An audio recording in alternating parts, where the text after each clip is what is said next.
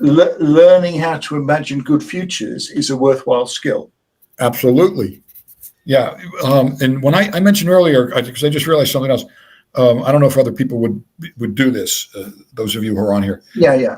When I said, listen, if I can't get the clarity on something that I want to be able to accomplish, and I keep trying to get that, and I can't do it, I might even do this. And this is very intentional on my part. I might put it aside, which means it's off my timeline, but it doesn't mean I won't come back to it another time. Maybe I might just come back to it at another time, but I will take it off my timeline.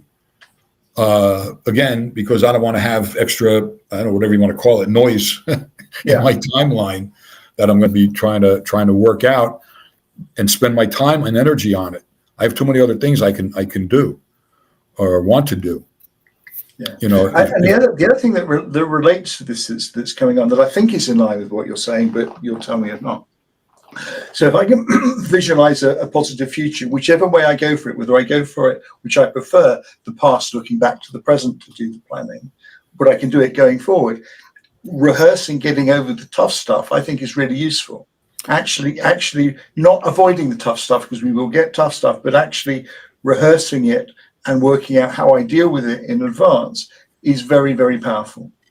Yes, and we a lot of us make internal movies to practice these things. And what I tell people to do is if you're gonna practice and watch it, you're gonna do a speech, whatever. Yeah.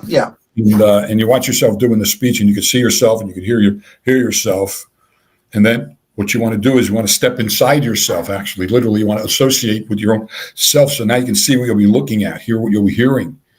Feel what you'll be feeling, then step back outside and run the movie again. Do you like it, or make some adjustments? Maybe you want to, change the way you're moving your hands, or how you're tilting your head, all these things. But we've been doing this for years. Actresses been doing this for years and years. Not only watching yourself, but knowing, going in and experiencing. You're doing the speech.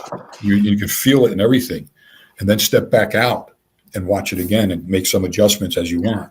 Funny enough, I was talking to a client a couple of days ago, and we would chat, and he was saying that's what he did. That was his natural process of he was doing it associated, and then he flipped to being dissociated and watching himself, then getting back to he had sort of developed this as a natural process.